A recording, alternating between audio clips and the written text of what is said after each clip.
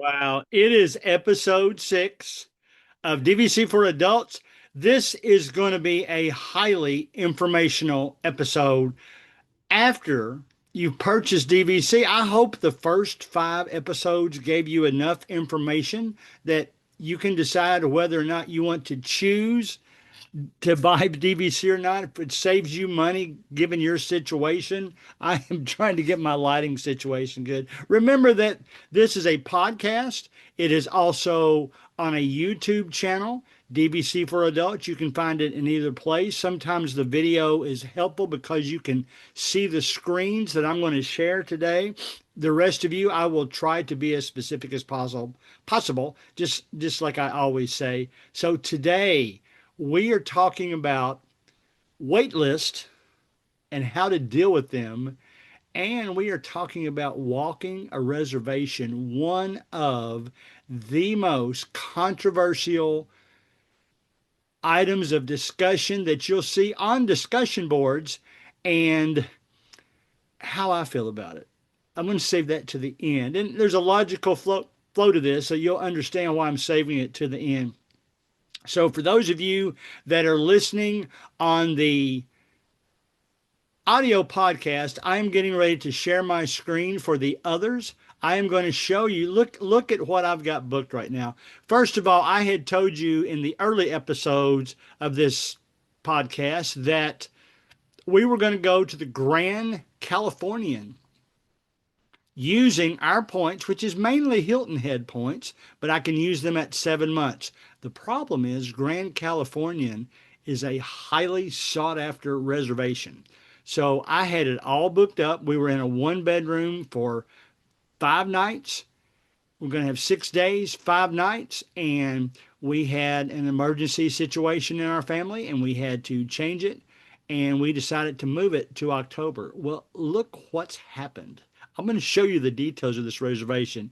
You're seeing 1, 2, 3, 4, 5 different line items involved with my reservation. We've got 1 night, then we've got 2 nights waitlisted, then we've got 2 nights booked at the Disneyland Hotel, and then we've got another night waitlisted, and then we get 2 more nights booked at the Grand Californian. Not only that, what we've got booked at the Grand Californian is a 2 bedroom villa. There's only 2 of us. That's all I could get into. Generally speaking, the pecking order of reservations, the ones that go the fastest are the studios because fewer number of points, then the 1 bedrooms because next fewer amount of points. I couldn't find any of those in October. And I had to go with the 2 bedroom. And look, I only got that for 3 of our 5 nights. And just to cover myself, I went ahead and booked a studio at the villas at Disneyland Hotel, which is a whole different complicated thing. I had to use my Riviera points for that because it's a bit restricted. You can't use resale points at of that. If you bought at the first 14 resorts they had, I won't go into details what those were, but Disneyland Hotel wasn't one of them.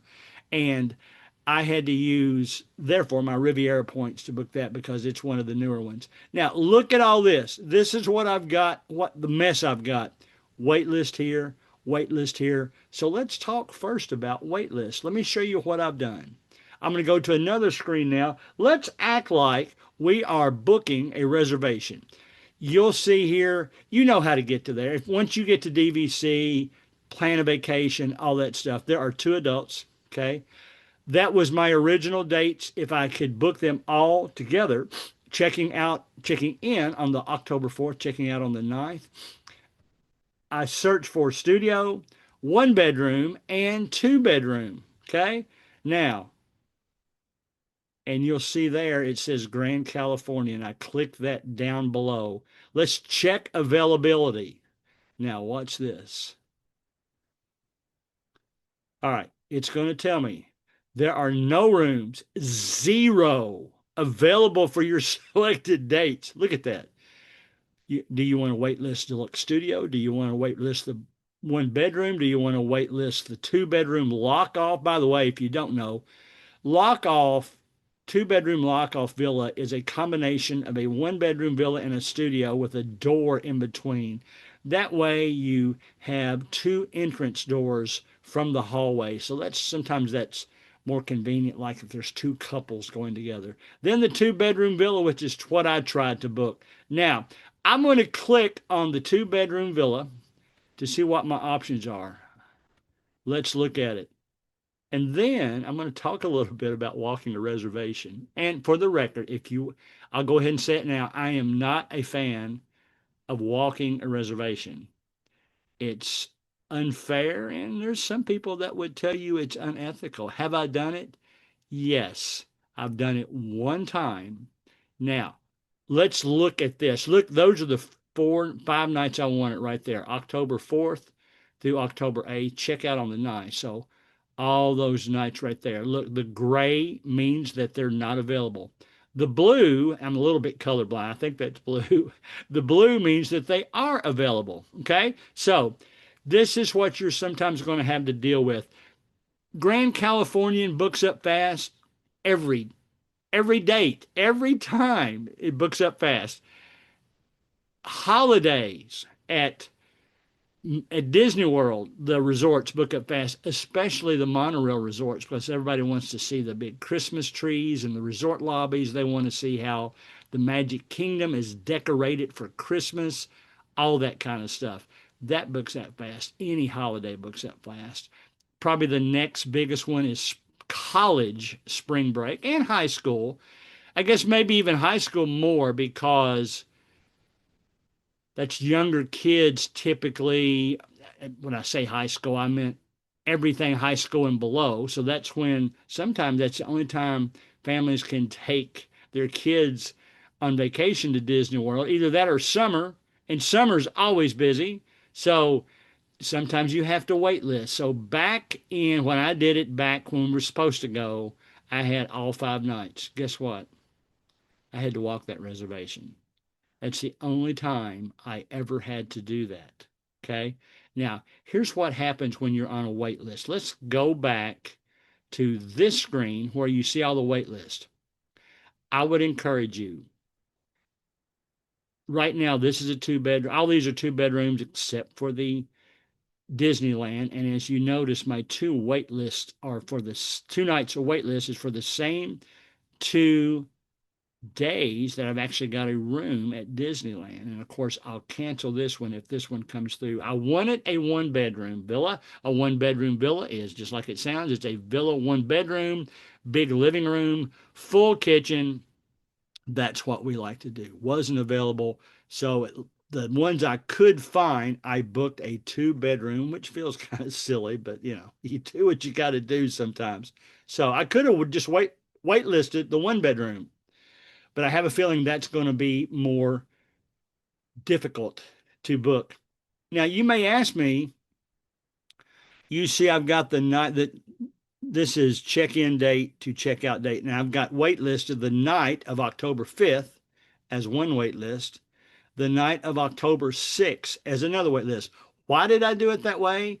Because the more number of nights you have in your waitlist, the more difficult it is for it to come through. So I didn't care. I booked 2 separate nights, hoping that if I do it one night at a time, it's more likely to come through that way. Now, I want you to pay attention to what I'm getting ready to say.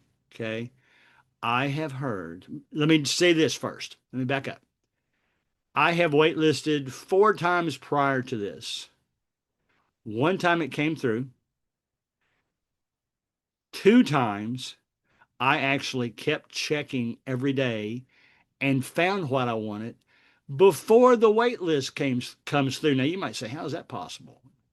Why didn't they hold on to it for the wait list? And then the other time nothing came through. So I have heard, I have no way of confirming this, but I have heard if a wait list comes through, they don't physically go in and reassign them until the end of the workday, or maybe it's even automate it. Maybe the automation does that at the end of the workday. So if somebody turns in this October 5th night and it's available to me and it's not the end of the day, well, they might send it to me. They might not send it to me until the end of the day. Whereas if I go in that day and see that night open, yes, it will show as open. They haven't locked it so that nobody could book it. If I see that open, I can book it myself and then cancel the wait list. So you got to deal with that. That actually happened to us. Here's another Hilton Head. They've got a limited number of 3-bedroom villas. Not only 3-bedroom villa we ever stayed in. I wanted it. I knew at the 11-month window, since that's where my points are, I had a pretty good chance. But I booked it for 5 nights, extended family, and guess what? Later that week, all of them were gone 10 and a half months ahead of time. So that's all the things you have to think about. You will sometime go in and want to book something that is very popular and you might have to wait list. So keep all that in mind. The wait list often come through. You might find the rooms quicker. Have a backup plan. You know, the great thing about always having something to book at 11 months out, book it. If you're at Disney World, book it and then wait list what you really want it. And there's a feature in the wait list that says, do you want this wait list to replace another reservation when it comes through? And the answer, of course, in your case would be yes. So that's a little bit about the wait list. Don't be discouraged. In fact, let me tell you this so you don't get scared. If you do what I just did, what I just said, and your wait list comes through and you checked you wanted it to replace another reservation, you get the notice about the canceled reservation first. So all of a sudden, you're going to get an email that says your reservation has been canceled. And of course, that throws most people into a panic. And then you'll get another one that gives you your new reservation. So don't panic about that. Now, look, we're going to talk about a practice called walking a reservation. Here's why it's very controversial. By doing this, when people do this, it takes away rooms on nights that they're really not going to stay in, which then reduces the inventory perhaps for the people that do want to stay in those nights. So I think that's what's going on at Grand Californian right now. So I'm hopeful that the wait list will come through. So that then means that your nights might be available, but the people have booked it for their walking the reservation. I think that's unfair to people that really want those days. If you want a real discussion on it, I mean passionate. I mean posts that have had to be deleted because they were so mean, hateful, and perhaps vulgar. And so, but I'm going to show you how it works, how I did it, and why it's such a problem. Let's say we're looking right at October 2026, and you can tell, let's say we want to stay in October 25th through the 30th. Look, all available. In fact, let's say this. We want to stay October 25th through the 31st and check out on the 1st. So we're going to book 7 nights. We've got enough points to book 7 nights. Now, what we know, this is a very hot item. As you can see, all the weeks before that have at least a few days that aren't available. So here's what walking a reservation means.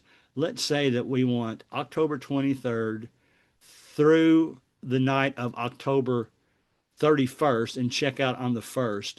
Walking a reservation would mean on 7 months before October 23rd, 2 days before we're actually going to stay there, we're going to book that. And then we're going to book it 2 nights. We're still going to book 7 nights, but we're going to book it 2 nights earlier and stop it 2 nights later because those are available. We really want the 25th, but we're worried that if we wait until 7 months before the 25th, it will already be gone. That's why people do this. Okay, so we could do that. Then we get back on the 24th and revise our reservation to include the 24th through the 30th. And then on the 25th, since we've already it'll hold that room for us since we've already booked that night. We change it again to the 25th to the 31st, and we've got exactly what we want. And it's kind of a way, I don't know if you could call it cheating. It's kind of a way of cheating the system, so, or manipulating the system. Let's use that word, so that you get the nights you want.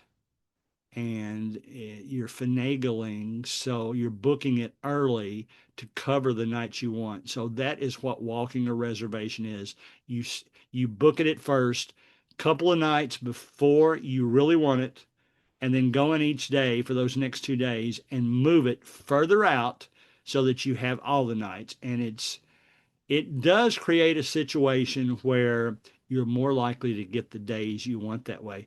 I've done it one time. It was with this very Grand Californian reservation. I could tell by the unavailable nights that there were so many people walking reservations that if I didn't do it, I didn't have a chance. And sure enough, it worked out for me. So guilty.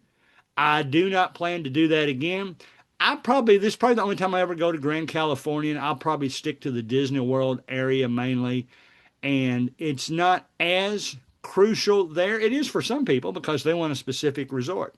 But, I've got 14 resorts to choose from. When I go into Riviera in June, that will be all of them.